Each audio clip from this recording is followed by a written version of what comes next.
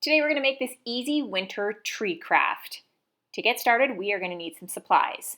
So you will need a pencil, scissors, glue, and paper. Now I am using blue for my background, brown for my tree, white for my snow, and for my bird I'm using red, and for the beak a little bit of orange. You don't have to use these exact same colors. Grab what you do have. The first thing you want to do is, I forgot, white crayon for the snow at the end. So grab a white crayon if you have one. If not, that's okay. Now this is my background. I could make it this whole size, or I could cut it and make it a little bit smaller. It doesn't really matter what size your background is. What you do want to make sure though is that your snow can cover the bottom. So here I'm using a white piece of paper, and you can see if I put it on the edge, it doesn't quite, or put it on the bottom, sorry, it doesn't quite cover my paper, which don't worry, I will trim that after.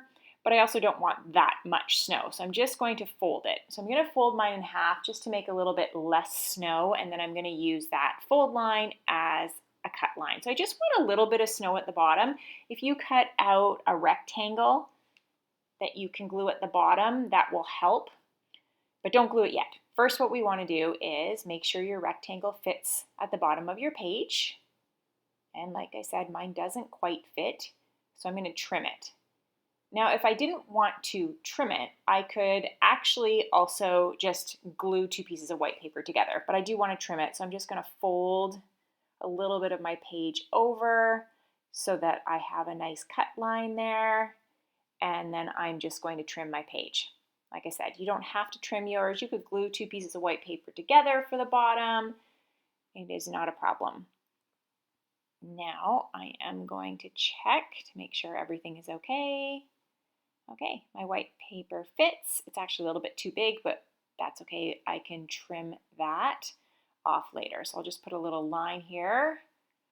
Then I'm going to use my pencil, go to the top of that rectangle and just kind of curve down a little bit and then up so it looks more like a natural snowdrift. Once I've done that, I am going to trim that extra piece off and trim my little bit of snow. And then I'm going to glue that down on my page. So I'm going to put a little bit of glue, turn that over, and there. Now, there we go. Oops. Now you can see mine has spilled over a little bit on the white, so I'll just trim that off as well. Okay, the snow is down. We are ready for the tree. So grab whatever color you're using for your tree. I'm going to use brown. So down the side of my paper, I am going to draw a straight line to create a rectangle. Then I'm just going to turn it. I'm going to fold on that same line. It just helps me make a better cut line. It's nice and straight. And then I'm going to cut it out. So all I have is a rectangle. I think my tree is probably about 2 finger spaces, but you can make yours wider or thinner. Then I'm just going to slip that underneath my snow here to see if I like it. And I think it's a bit too tall. So I want to trim a little bit off. Probably about the middle of your page is where you want to trim. You don't want it to go higher than the middle of your page. So I'm just going to fold it over and just snip that little piece off. And I'm going to glue that.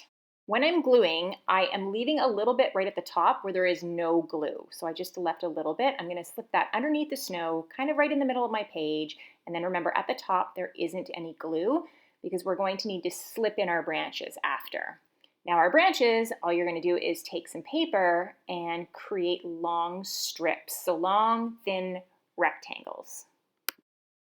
So these are going to be all my branches. Doesn't really matter what size they are. I'm even going to make some short ones here, turn my page sideways. You can have long, short, and then you're just going to glue them. So that, remember that tip I left a little bit open? I'm just slipping my pieces of paper underneath. I'm putting one to the left, one to the right. I'm going to put them diagonally, and I'm just going to keep going, filling up, leaving a little space in between, but just filling up my spaces. So just looks like I have a whole bunch of tree branches, using a bunch of them. You could use more, you could use less. It's completely up to you. I've got some shorter ones in here, some longer ones.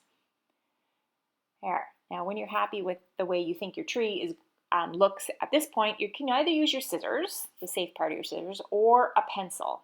So I'm going to show you with a pencil first. So with my pencil, I am going to take one of my branches and just gently roll oops, I just gotta hold tight here. So just take it and just roll your branch around your pencil and then let it go, and you have that little curve.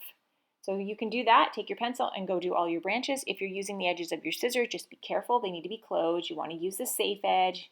You want to put your fingers together so you don't hurt anything on your hands, and then you gently pull. And I say gently, I really do mean gently, because you can actually rip your paper. So if this one is a bit of a challenge, you could either have an adult help you or just use your pencil. It works perfectly as well. So I'm just gently rolling all of my branches. Some you might want to roll more so that they go in closer, some a little bit less. You get to be creative here. So I'm just rolling all of my branches, spinning my page as I go.